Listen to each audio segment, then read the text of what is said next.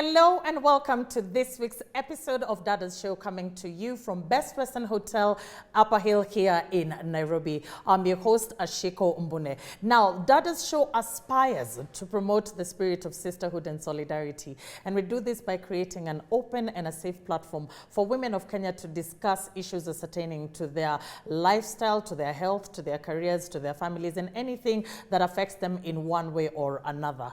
Now, as we embrace the new year, I know many questions are lingering in your mind about what is in store for you. I know one that I am thinking about is, how can I be better? How can I do better? How can I be able to live to my full potential? How will I be able to set goals and targets, and how can I be able to accomplish them with consistency? If these are the kind of questions that are running through your mind right now as we embark on a new year and a new chapter in our lives, for both your personal and your professional lives, then this is definitely an episode for you. I am joined by an industry expert who has dedicated her time and her energy to teach us and to show us the ropes and to give us strategies on how we can be able to live to our full potential, how we can be able to set targets, set goals. She is a guru. She's a guru of all gurus, but I'll give you an opportunity to meet her after the break. As always, we look forward to interacting with you. Let us know what your goals are. What have you set for yourself, in the year 2024? What have you planned for yourself? What are you going to change in your personal life, in your professional life? Are you aiming for that corner office? So reach us at KBC Channel 1 across all social media platforms. And of course, you can reach me directly at Ashiko, the host, across all social media platforms. So before we jump into that very engaging conversation that we have lined up today, let's take a look at the following feature. The start of a new year is the perfect time to turn a new page, and most people make New Year's resolutions. The new year often feels like a fresh start and a great opportunity to change bad habits and establish new routines that help you grow psychologically, emotionally, socially, physically, or intellectually. Setting goals is a great way to plan for the year ahead.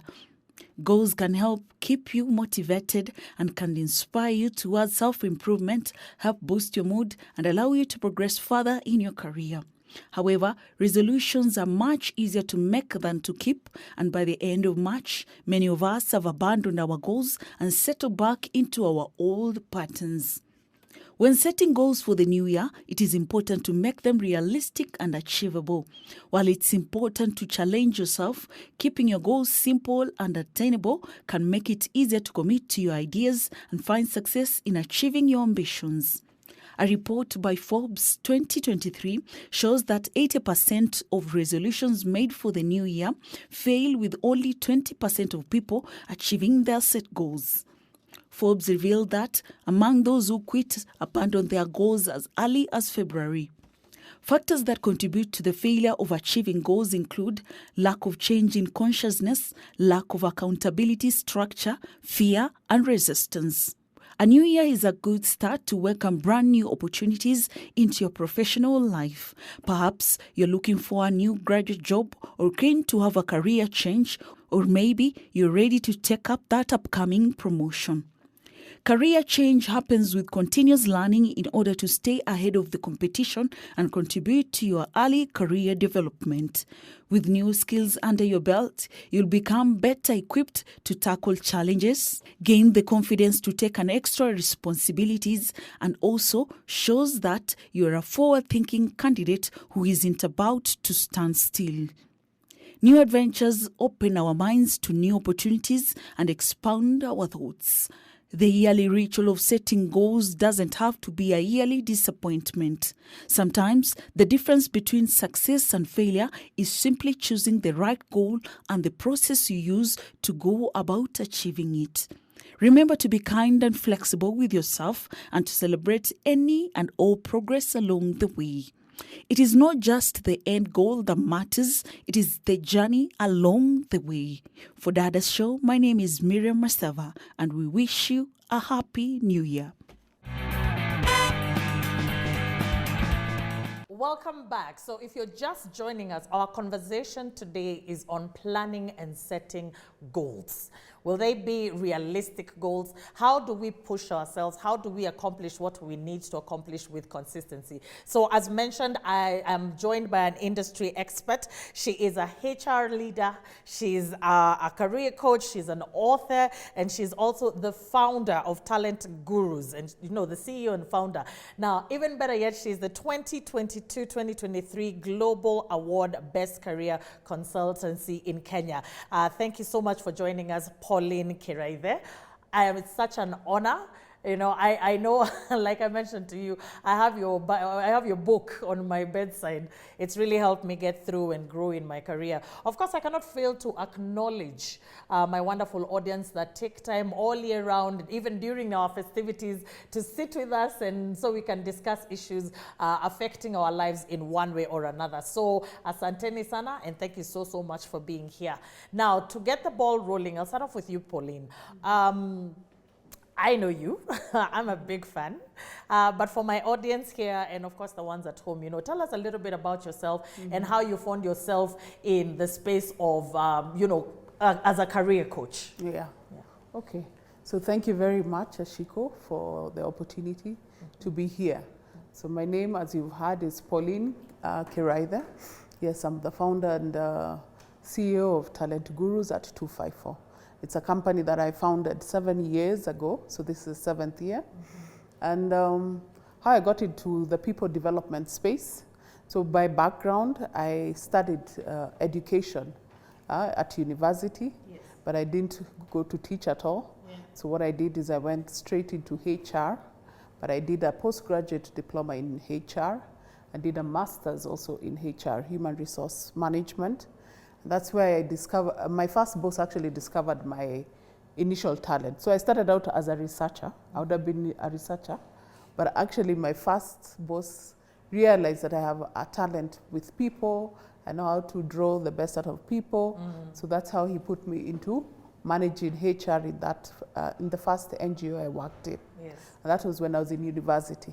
So actually your first boss is a key determinant of your career path. The path that it will take. Yeah. Of your career path. So he identified, yes, I could do the research, but that was not my best area. That was utilizing my strength. So he put me to manage the training as well as the admin department. Yeah, because I'm a choleric by nature, so I like order. I'm a stickler for order. So that was the right place to use that strength. And so I discovered, actually, I enjoyed people. And so that's when I got deeper into HR. And after that, I dug deeper, got the professional skilling for people management, HR management. That's where I did the postgraduate as well as the master's degree. And then I decided to practice. So I started my practice all the way from the bottom, from a HR assistant to a HR officer, and grew up the ropes over the years. All the way to the top as HR director. So for me, I felt it was important for me to understand everything that it takes to develop people to be their best versions. Yeah, so as I was managing people in corporate, and I was in corporate for 21 years, and I had worked in 5 different industries, because I was in the NGO world. I then moved into telco, then I moved into retail, and then my last stint was in media, where I spent a decade managing media professionals. So during that 21 years is when I discovered, actually, not everybody who works enjoys what they do. And as a HR practitioner, one of my biggest struggles was we would put in a lot of initiatives, we would try and get people to enjoy their job, to get engaged, but still there's a disconnect. So I went on to a journey to try and discover what is this thing that I would hire 20 people, 5 would be so successful, and the 15 others are struggling.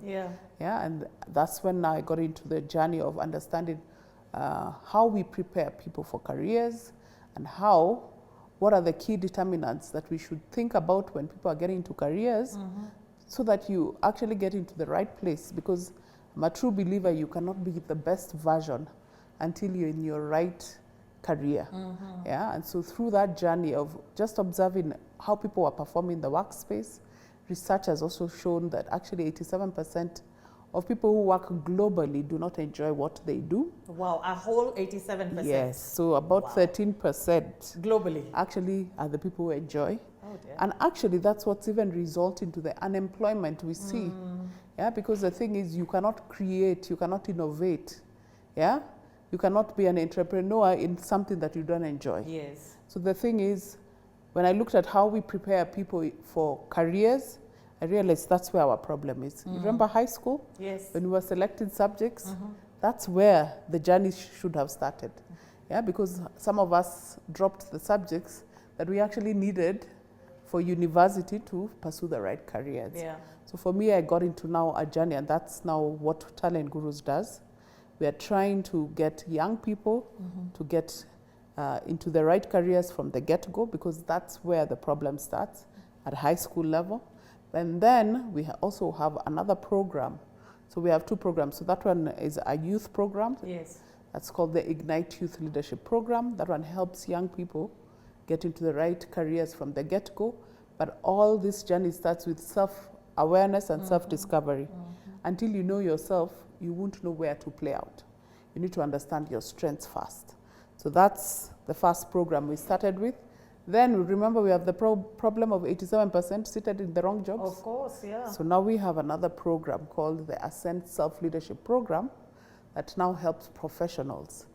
Yeah, relook. It's like you're going back to high school, but now you're already working to refine yourself so that now you play out from your strengths.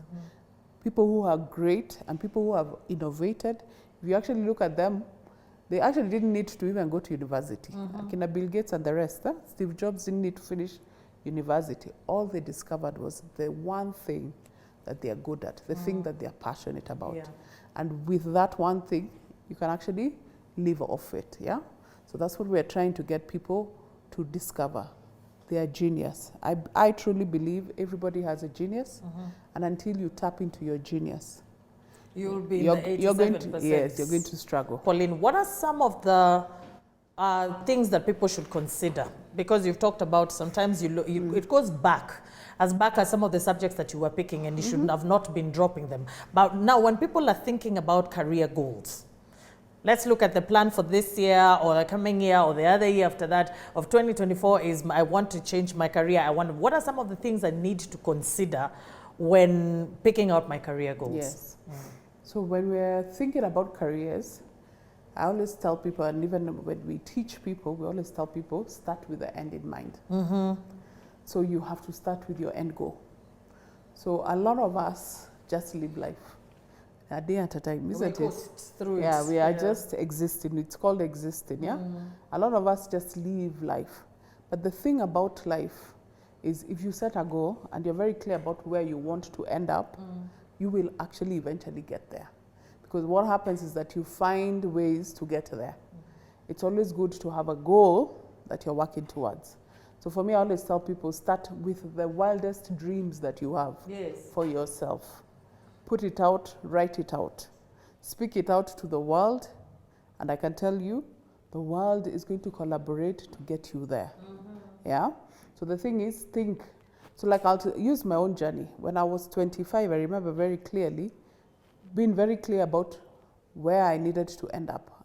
HR director, I was very clear. I needed to be a HR director by 40. And I needed to get into management by 30.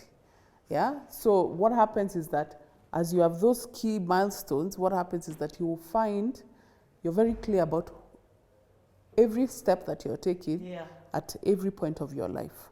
Because you have the end goal in mind. And you have those milestones that you're working to. So the thing is, have the end goal in mind. Then the other thing is ask yourself, what are the skills that do I need to take me there? So like now for me, by the time I needed to get to 30, I needed to have gotten some managerial skills, needed to have exposed myself to supervisory skills also, as well as also exposures, industry exposures. And so between my 20s and 30s, I actually intentionally took career shifts and moves from one industry to the other, and everybody used to look at me and wonder, what are you doing? Yeah, why are you doing these things? When will she settle? Yes, no, they're even thinking. I remember one I took from a very good organization. I went to an organization that was going down, but it was a turnaround situation. But you see, that is an experience that you won't get anywhere. But for me, I knew why I was doing it. You understand? Because eventually, remember, I had my end goal in mind. Yeah. So the thing is, when you have your end goal, you know the skills that you require to take you to your end goal. Okay. And the experiences, because the experiences give you the confidence to take you to your end goal. Yeah. So in my 20s, I took a lot of moves. My early 30s, I took a lot of shifts in my career, changed industries. And at some point, there's a point I got to, I knew that I could do it. Yeah. Because you've acquired, you see, when you have in mind the end goal and now you're working towards getting the key competencies to achieve that result. Yeah. Okay, so those are the two. So anything else? You get the theory of it, so you go back to school. So I went back to school. Then you get the exposures, the experiences, that will eventually take you there. And then have those clear milestones, that you are working towards, that clarity of what you need to achieve. And then now the other thing is I also got a mentor. Now get somebody who has done what you want to do, and learn from them. What that does is that it actually gives you a head start. You don't have to make the same mistakes that they made. You understand? So I got a mentor. So I have actually had a mentor over 20 years. And he's been able to guide me along my journey. And actually it ended up fast tracking me. So the thing is, also get mentors. It could be within your workspace. It could be somebody you admire, but somebody who's done what you've done. So those are the things that can help you work towards your goals. And now also the other thing is reading. You have to be a reader. Leaders are readers. So if you, whatever area you want to be good at, whatever craft you are in, you have to perfect it. You have to perfect it. Oh, so you have to read it. I like that a lot. I think what you're helping, and you're helping very many people who are at home who are thinking about maybe, I need to change my career. But what am I doing? Am I changing it because of necessity? Am I changing it because of need? Am I changing it because of boredom? And just still on the same aspect that we are talking about, what are some of the mistakes that people make when they are setting career goals? So when you're setting, many mistakes I've seen people making is that even me culture. The thing of, if everybody is doing this, I want to be doing it. But then not everything that everybody is doing is for you. So you need to be able to know yourself and know how to cut your own path. So sometimes you will look like an outlier. You're doing things that are contrary to everybody else.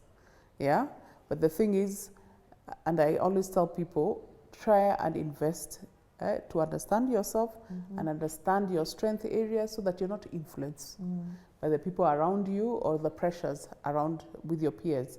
Especially in your 20s, that's where the peer pressure could be.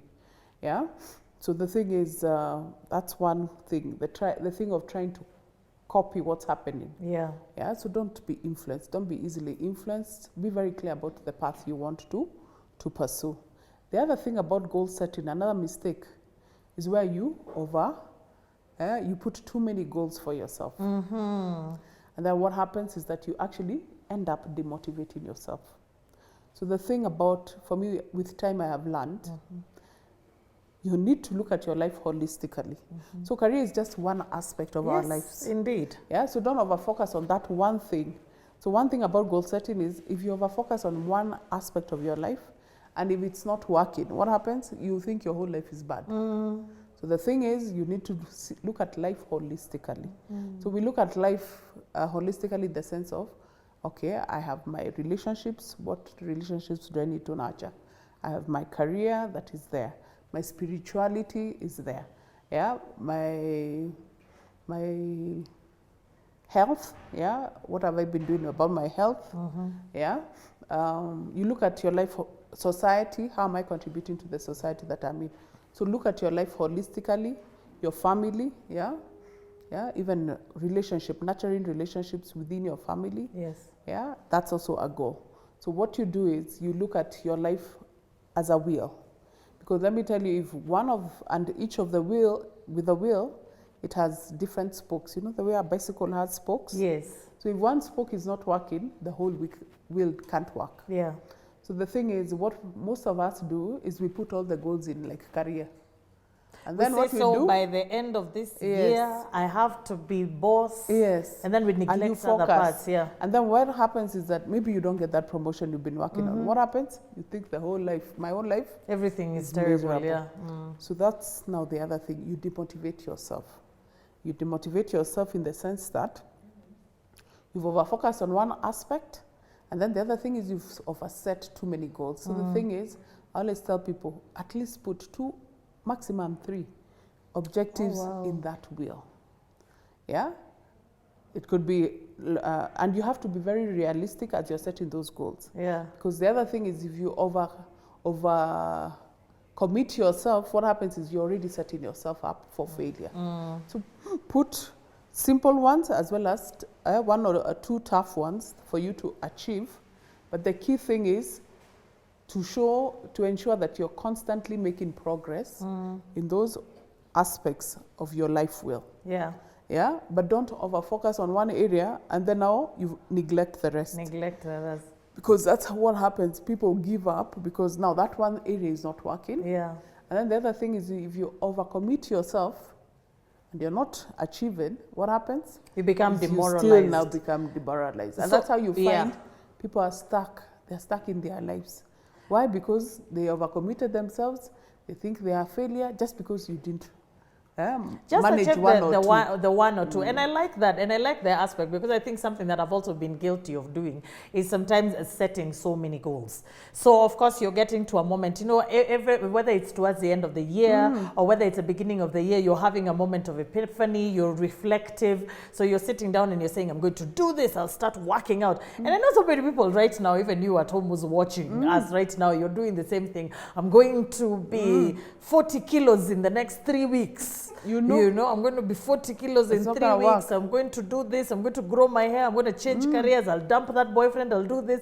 So you find yourself with a myriad of goals. And when you don't accomplish 2 or 3 out of the 37, you feel like, okay, fine then. My life is a mess. And then just one last thing I also needed to mention is the other thing is to learn how to celebrate your small wins. Okay, I like that. You have to learn how to celebrate yourself. Yes. You have to learn how to go back and reflect on the things that you have achieved and the ones you haven't. But the other thing is, no matter how small they are, find a way to motivate yourself. And for me, I found very simple ways of motivating. And you have to, by the way, the motivating doesn't have to be, you wait till the end of the year. No. It has to be on a monthly basis. I always tell people, if you have worked monthly, you have been paid in a month, you have to find a way to motivate yourself. Yeah? You have to find a simple way to motivate yourself. And it could be something simple as you take yourself out for a cup of coffee. Yeah. Yeah? Or you buy a book, you know? Yeah. But find a simple way to motivate yourself when you accomplish goals. Yeah. Because when you don't do that, then at some point it becomes like normal. And then now what happens? You stop relishing the moments when you achieve. And then now what happens is that you stop looking forward to achieving. So key milestones, when you achieve your key milestones, you have to celebrate yourself. Yeah, and the other thing is you have to journal your journey. You have to journal, document your journey. I mean, that makes sense because there's no way you'll be able to celebrate To yourself remember. if you, or to remember. And I think that actually the journaling plays a very, very big part in most of this because we do have a tendency of, you know, you may hit a milestone and people, human beings do that. You don't even remember. And then someone sees you and they're the ones who are reminding, oh, by the way, congratulations, Pauline, I saw that you did ABCD. And this whole time you've been beating yourself up and you're like, oh, okay. Yeah. So I like that. Now, even before we go on a break, you've talked about the 87%. And we are at a cusp of something new. You know, every time birthdays, beginning of the year, whatever, you know, all these milestones that people, you know, life hits and you think, I may need a change. The 87%, who most probably there's a chunk of them that's watching us. Heck, we've all been in that 87% one time or another. How do you know that it's time for a change? How do you know that it's a wrap with this particular line of work? It's up with this particular, let's even make it more wholesome, because life is just not about working. How do you know that this, despite, but let's look at the career, because I've just thought about it. Everything has its own moving parts. Yeah, and actually the demotivated doesn't mean that they all hate their work. Yes. It could actually mean that you've actually reached the peak of that job. Yeah, there are a lot of people who have been doing the same thing for many years, and it's like plug and play. Yes. Yeah, you're not challenging yourself, so you could actually still end up being in that disengaged lot. Yeah. So how do you know? So how do you know is when waking up, when you're going to work, and when waking up becomes a struggle, your body already starts telling you, because the thing is, they say the day when you have found your thing, work stops being work. You actually find that you actually have to stop yourself from working. Yeah. So like for me, when I knew it was time for me to get out of corporate, is when I started struggling to wake up. I was a person who was always at work at 7 a.m. But I just used to find, okay, I've done this, been there, done it. There's no more challenge, There was nothing that was challenging. I was good at what I do, but I'm actually no longer being challenged. Yeah. So it doesn't mean that disengage means you're not good at it. Yeah, it could be either way. Yeah. So I started struggling with waking up. Yeah. The other thing is where you feel I need a bigger challenge. I know I have more skills that I can apply. Yeah, and I need to be pushed. I need to push myself to do greater things. So you know that you can do better. Yeah. Wow. I like that. So today, if you're at home watching, before we go on break, if you're at home watching, and you're thinking to yourself, I'm kind of done with this. You're finding yourself, we make jokes very many times about every time you're waking up and the alarm clock goes off. Maybe it's time to introspect and look inwards and ask yourself, why is it so difficult for me to wake up in the morning? Why do I feel empty? Why am I not satisfied with the challenges and the tasks that have been brought to me today? So while you think about that, let's take a short break, and then we'll be back for the question and answer session. Don't go far away.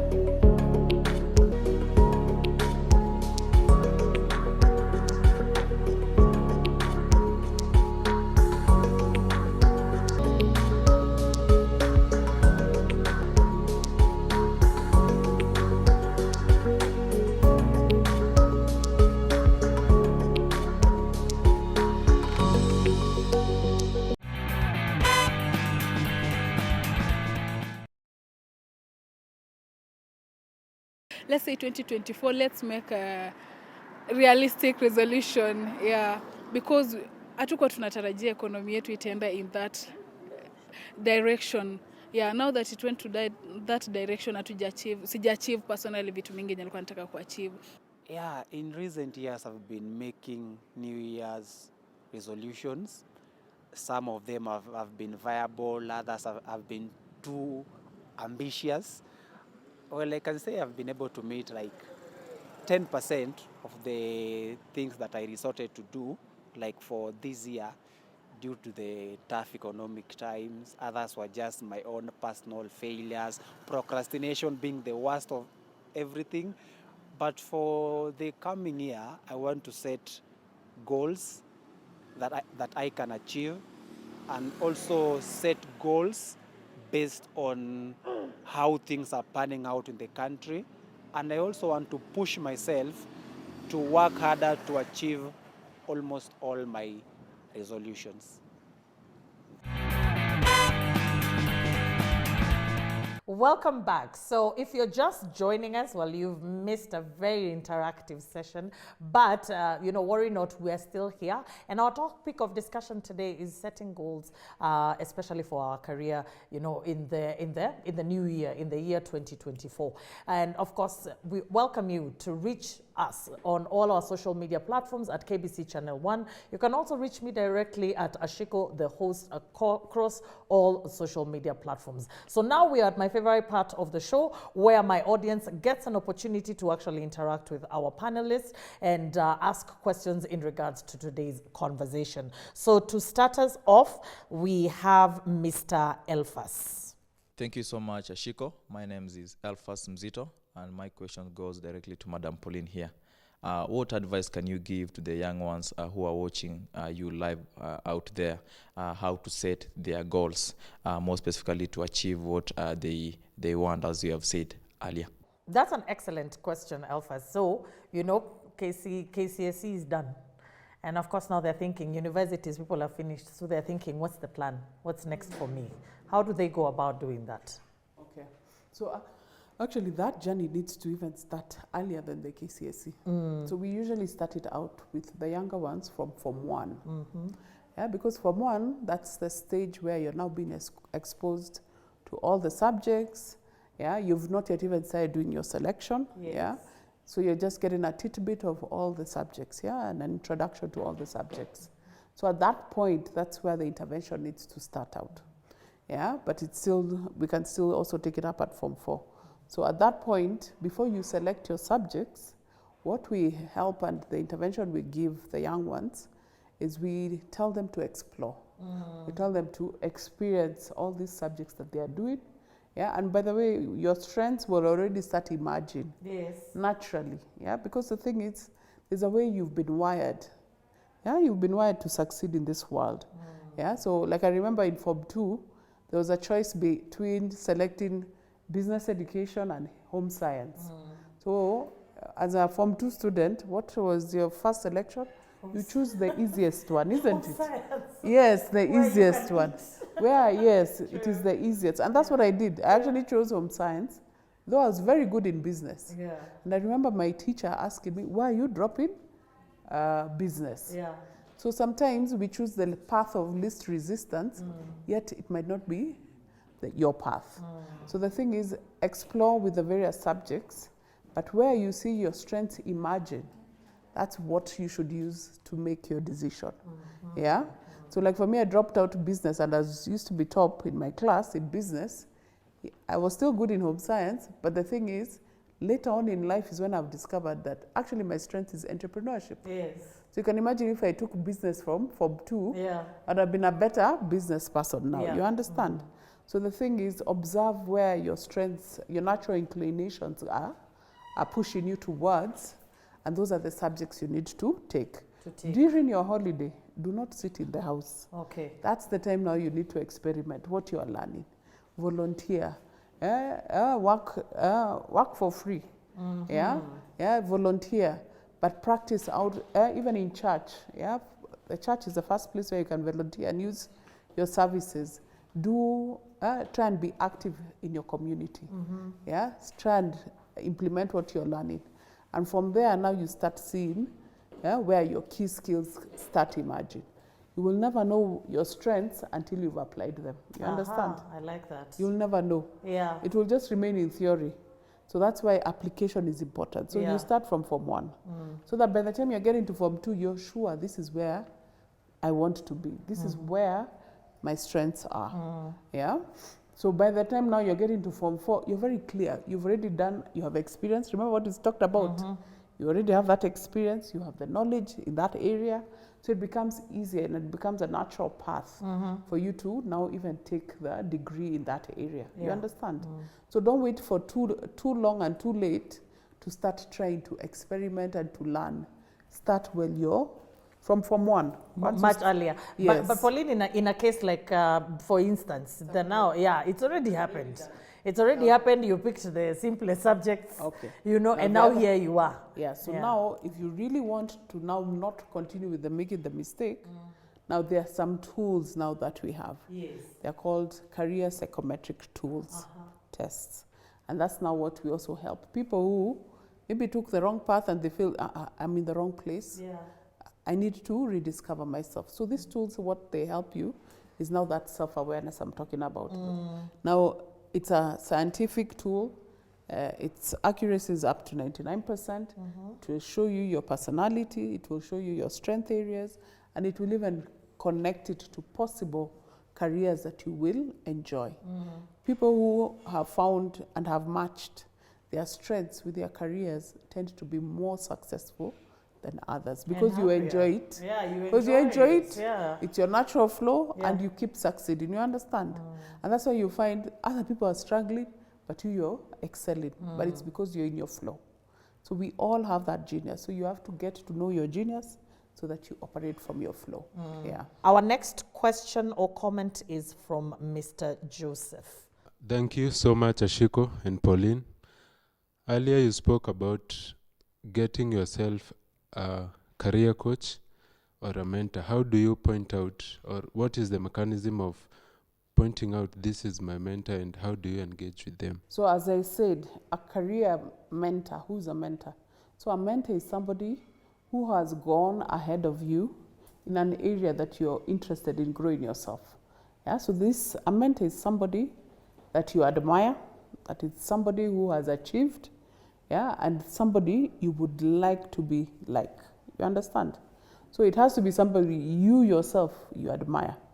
So how do you identify them?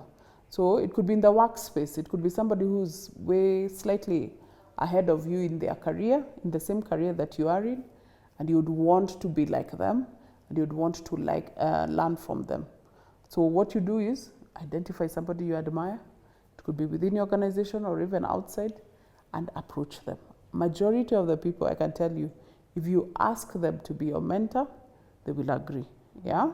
So like for me, how I identified, it was actually when I was starting out my career, I didn't know it was actually a gentleman. It can be anyone. It could be a female or a male.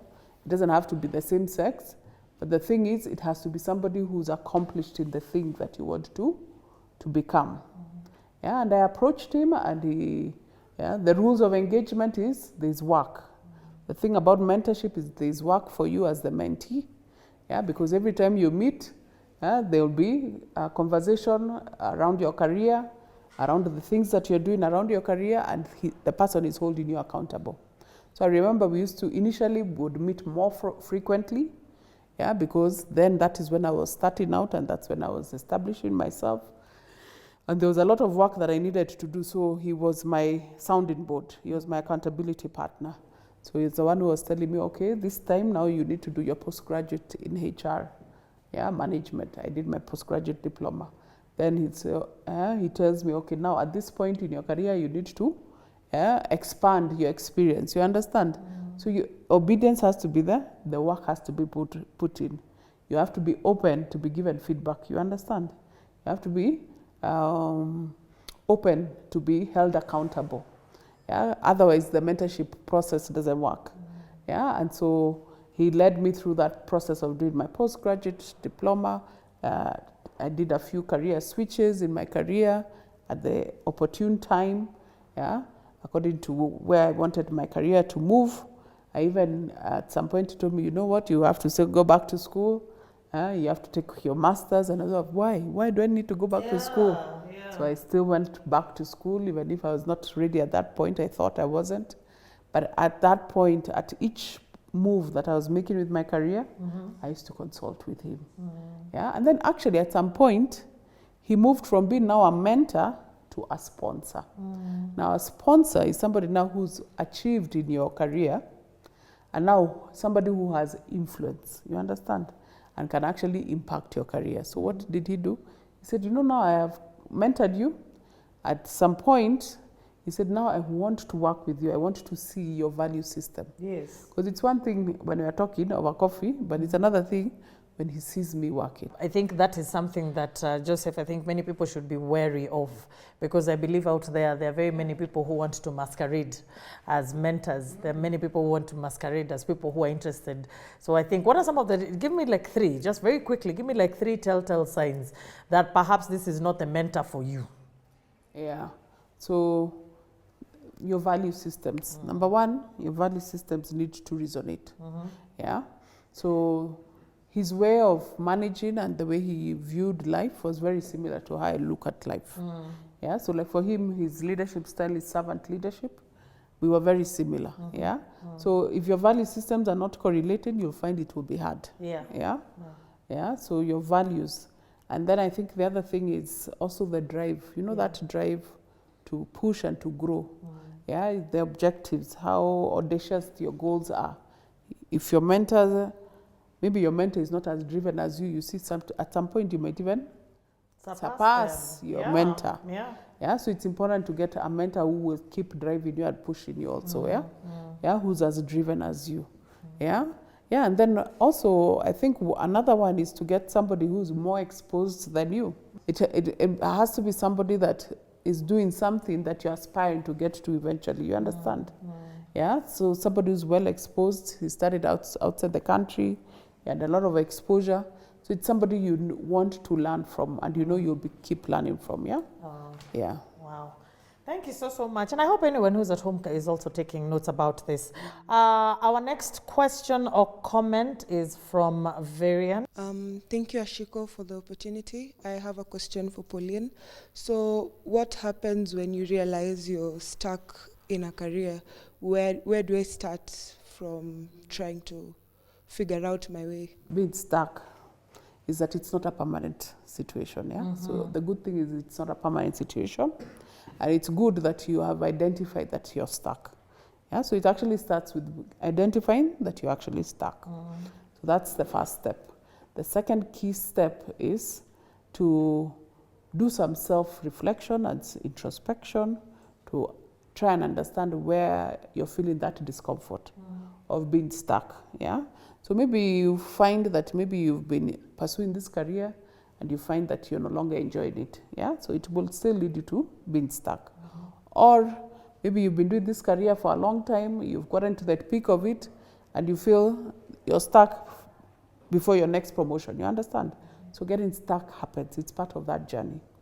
Yeah. So first do your self-reflection, do your introspection to find out where the real problem is, why you're stuck.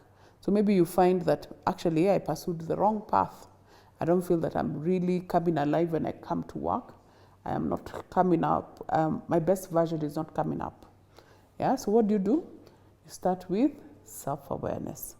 I'll tell you that I have coached very many people. I'll tell you that is the biggest problem we have. And I'm glad to see that CBC has started now teaching the young ones around understanding self. But the thing is, we were taught so much about academics and we forgot about learning about ourselves. Majority of the people who actually work and majority of the people who are stuck is because of lack of self-awareness. Yeah, you don't know yourself, you don't know what you enjoy. You are not intentional. When we were growing up, we were not intentional about how we were growing up. You understand? We just grew up. For most of us, we just found ourselves, we've grown up, we've gone up the academic line, but we've not been introspecting about our own journeys. The only advantage, like for me, that I had with that journey is because I discovered journaling when I was younger. And you know, when you journal with your journey and you keep writing what is happening in your life, that's actually a form of self-awareness. But you say, I just stumbled on it by luck. Yeah? But the thing is, if you document your journey, now you start getting a better view of who you are and what are the things that you gravitate towards and what are the things that motivate you, you understand, that excite you. So with time, you get to know these are the things that I enjoy and these are the things I really don't enjoy. Yeah? But now, if you have not been doing that, it's not too late, then what we do is we still get you, there are many tools available now around the personal development space, yeah, and there are psychometric tools that help you now get, and if you immerse yourself in that self-awareness journey, we will take you through a battery of such tests for you to understand what is your personality, where are your strengths areas, how do you use those strengths in careers, because there are various ways you can tap into your strengths, yeah? And then with all those, with the coaching sessions that will take you through, you start, now what happens is that it's like, you know, peeling an onion. Yeah. You start peeling one layer to the other, to the other. What happens is at some point, you get to see a clear picture of who you are. Yeah? Because a lot of us know ourselves through what people have told us. Yes. But now this is you doing the job. You getting to know who yourself. And then now what happens is, as you have gotten to know the true picture of who you are, what happens is your self-confidence starts building up. So you've seen there are certain people who are more confident than others. The reason why people are more confident than others is because they know who they truly are. And once you embrace that strength, now that's when now anything that you want to achieve, you will achieve. Be able to achieve it. Yeah. I love that. So that's the journey you need to get to. To unstuck and then, yourself. Yes, to get yourself out. And then now you have that true picture of what you carry and what you can do with it. Then you pursue it. Oh, wow. And once you pursue it, I can tell you, you will achieve it. You can be whatever you want to be. Wow. Yeah. I like that. I like that a lot. And I hope whoever is at home is actually taking notes. I mean, I'm definitely taking notes. I know many times we find ourselves stuck. So if you're able to apply what, what Madam Pauline has shared with us, I believe then, something good is going to come up. So our final question or comment of the day is from Brandy. My question is, how should a woman in a male-dominated workplace work through the challenges while she's still trying to get to her goals? Yeah. Yes. Women and the workspace, women and careers. Yeah. So what are the challenges? Maybe I could start with what are the challenges and how have we found ourselves here? Yes. Yeah. So I guess because of how society has been structured, I think even from our parents' time, yeah, and from history, I think men were brought up to be leaders, isn't it? Yes. Yeah, and they knew that they would have to lead the home. Yeah, so they were given more exposure to leadership, isn't it? And for ladies, for us, majority of us, we were brought up to know that we are meant to be nurturers. Yeah, and we're the ones to help either the man to lead the home state, or the other thing is to nurture the young ones, isn't it? Yeah. So by virtue of our upbringing, we were not brought up to know that we can be leaders. And so that is why a lot of ladies struggle, even in the workspace, yeah, with their careers. Yeah. I remember when I was in high school, I was in a Catholic school, and I remember the nun telling us, ladies are to be seen and not to be heard. And then when you come to the workspace, you're told, you need to speak up. You need to speak up. So you're conflicted. Yes. Throughout. So you've grown up knowing you have to keep quiet. And that's actually what happens. Majority of the ladies have grown up, even at home, you're not taught to speak up. I come from a family of 5 girls. So us, we're an outlier. Yeah, we did not have boys in our family. So us, we were brought up to speak up. So that is why for us, it comes naturally. Yeah, because there was no boy to tell us that this is the boy and we are the girls. Yeah, so we were all brought up to be confident and to be able to speak up. But I remember in school being told to keep quiet, girls are not to be heard. So that's where the disconnect comes in. Yeah, how we were brought up, the culture, upbringing, yeah, and the expectations, the roles for women in the work at home, and when you come into the workspace. Yes. But now for you to grow your career, I can tell you, if you do not speak up, you cannot influence. You will have to use your voice to influence. Yeah, so until you learn how to speak, I had to learn how to speak. Yeah, I had to learn how, by the way, I had to learn how to become confident. Yeah, to become a confident speaker, because I knew there's no way you're going to influence if you don't speak up. Yes. And so for all leaders, if you look at all leaders, even politicians, the church leaders, all those are leaders. The key thing that they have is ability to speak and communicate. And so that is one thing we have to all overcome as women. That thing we were told to keep quiet, you're going to overcome it. You're going to be able to speak up your issues in the workspace. Yeah? And so what you're going to do is you're going to identify, where do I want to get to as a woman in the workspace? What are the key skills I need to get myself there? Because the other thing is, you will not want to get to those positions just by virtue that you're a woman. You have to also be qualified to get there. You understand? So you prepare, get the right qualifications, then go for them. And then when you go for them, you speak up. Change doesn't happen with you being silent. Yeah, so we have to learn how to find our voices.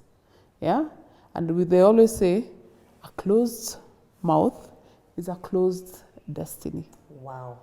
I don't think I've ever had that one before. Yes. A closed mouth is a closed destiny. So if you don't speak up to the world and tell the world what you want, it's not going to happen. Yeah. How will it happen? It I know, isn't it? You have to speak it out. Yeah, you have to ask the mentors. You're going to come out and say, could you be my mentor? Yeah, and it's by speaking out. So for you to succeed, you have to find yourself. You have to know where you're going. You have to know your why. Why do you want to do what you're doing? Yeah, and you go for it. But you will have to do it with your mouth open. I like that. I like that. Brandy, I hope you've gotten, the dose of inspiration I have gotten, because I think at the end of the day, we do live in a patriarchal society. And the way Pauline has actually illustrated it is true. It may not be, it's nobody's fault, it is the way we were socialized. But of course, the narrative is changing now. And as the narrative is changing and women want more for themselves, they want more for their families, they want more for their careers, it is adamant that we speak up. It is adamant that we hold our heads high and say, no, we deserve this seat on the table. And I think very many women have gone ahead of us. So we're not in short supply of people to look up to if you're looking for our mentors. Yeah. And I think also the thing that I loved about is joining your voice with actually key competencies. Let us not be just known as, uyu ni mwanamke akona kelele, akona kelele. Sometimes have your voice, but also have your skill set to back it up. So I think for me, that is my approach to dealing with workplace propaganda, especially when it comes to matters gender. So I hope all the questions that we have had in our audience and you at home have been answered. I hope you've got an inspiration to soldier on, in the year 2024. And I hope you've gotten the zeal and the urge that you need. I'll give this opportunity to Pauline to give us the parting shot for this week's episode. Pauline. Yes. So my parting shot is, each and every one of us has that genius. So the key thing is, you have your natural genius. The key thing is to find it. Once you find that genius, I can tell you, life will be good.